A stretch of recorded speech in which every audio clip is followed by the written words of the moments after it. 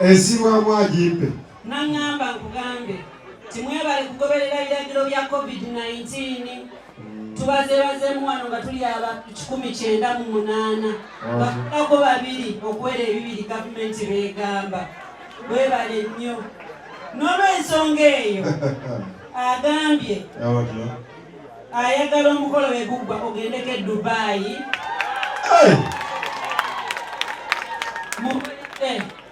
Tiketi yino ya Uganda Travel Bureau.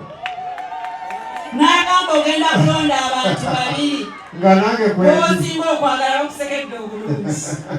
Oyinza okulonda nze. Bwe babiri nange kwentata mwogezi. Weewaawo kyali. Olunaku olukulu ogenda kulukwatira Dubai. Weewaawo. Sebo wa kamera ne bakayirugamu bwe n'abaliwa. Bannange byaddala siri ya kiwanja. Badde nzirugavu. Genda wali andikuluuza. Okole ekkubo. N'agenda gyako okumaliriza okukyusa. Nga naye etuuse wano. Awo ekisobo kityo kaba mwakayimba adde mu kaseera k'enju tuteeketeeke ng'akomyewo kubanga alaba nnamba ekikulu si nnamba naye yeebuuza baleese tukutuku oba ajja bbiraba ng'akomye.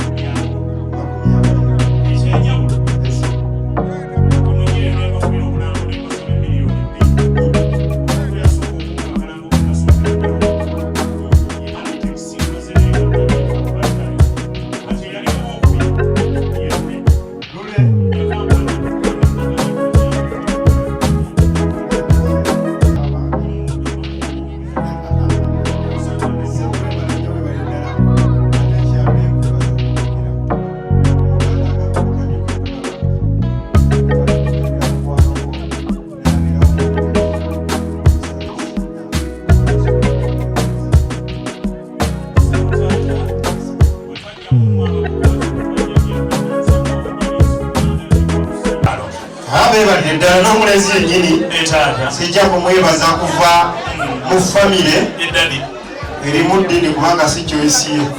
Twebaze Katonda eyamutondera mu ddiini. Wasooka akomewo ndyoke nneeyongereyo. Mwana wange manyi nti bamaze omukolako njagala mumumpe. Taata simayiro ogiraba. Era obuwendo obwo bulina n'ebigenderako byonna. Biriwa kubanga nabamu n'obuwaya. Kubanga Maama Maria. Esebo. Sirina bye nja kwongerako. Okunyako okuwa Father Kiibi akazindaalo. Kalize kamwegayirire Maama Maria. Maria nyina Katonda tuyambe tusabire eri Katonda atuwende twetaaga abaffe yebigendera ku bannange engalo ez'amaanyi ennyo. Awo taata obukkiriza we bubeeredde. Sebo. Yekennyini twabadde mu nju n'angamba abaana balunabba. Okimanyi Omuganda tafukamira ku buko kati ng'ofukamidde. Anti afukamirira obafaaza. Mukuluza engalo kati muli mu maaso g'ekereziya. Tishuuse. Era taata naguno kaguweeyo mu butongole faaza alyoka asabe n'okwanjula bafaaza. Oba nvuge buvuzi ndowooza. Akati vuga yirisu galoka mpola mpola. Noleka kwewombeeka ng'agenda okufuna omukama nakulisa okwo okuweeyo. Galoka mpola mpola ovuge otuuke mu maaso ga taata. Oba taata oveeyo weesigame kuli nga fresh daddy.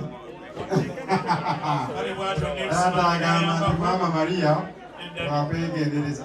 Mukulu bwe guli maama si wakuzanyirazanyiramu. Kitange ng'akabonero nti akuwaddeyo nsaba n'obuwombeefu. Taata yitawo mpola mpola okwateko ne mwana mulenzi oyo naffe kennyini nyini tubalabeko ku bifaananyi.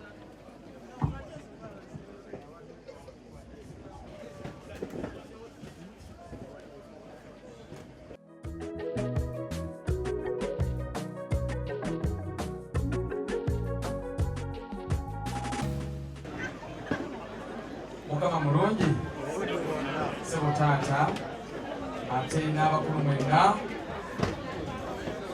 bannange nga siraba kuwa mukisa n'okwanjula bafaaza abye wano nsaba era bibajjukize okukola n'amaanyi kubanga obudde ndaba emikolo neŋŋamba bannange obulungu tikuliko muno bw'otuuka mu kifo nga kino n'olengera ebyamaanyi nga bino oyinza okukeera mu ssabo kati kyembasaba waliwo abantu abayiga obulungu ku myaka egy'obukulu ogenda ku mikolo negikujangalanako noona emmere wonna ng'otumbidde naye ng'oyagala okwewala embeera ng'ezo mukole nnyo nga taata ono muzaale abaana mubagunjule ate mwekwase Katonda.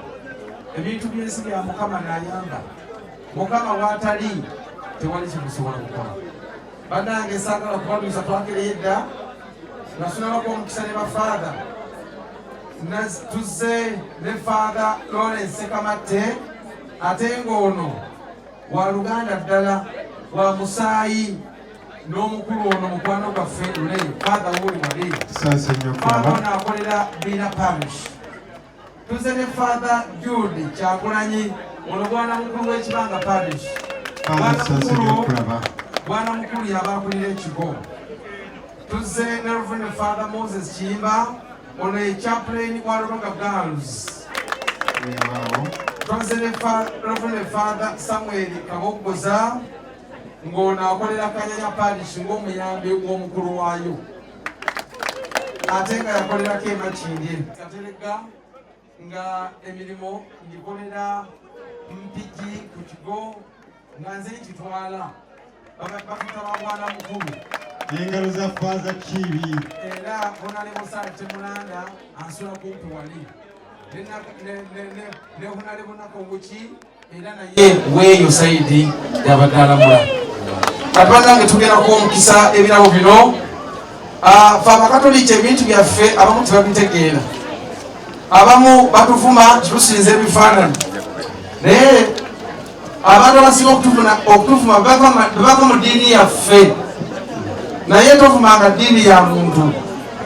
Ebifaananyi bino tubisanga bika byamaziga tubisanga bikola ebintu ebitategeerekeka ebiraga nti birimu amaanyi gaabyo tetubisinza nga bwe batulowooleza naye bituyamba okwebuulirira kwono kwoli kalinga nyaffe Bikira Maria ate ne sapule gye tufunye bino byamaanyi mu Bukatoliki bwaffe era taata njagala okwebaza okusaba bino ebintu bikulu nnyo era Maama Bikira Maria ajja kukolereza ate omusaalaba ne sapule nabyo bijja kwongera okukuuma obudde bwonna. Kati bafaana mujje wano tusome essaala.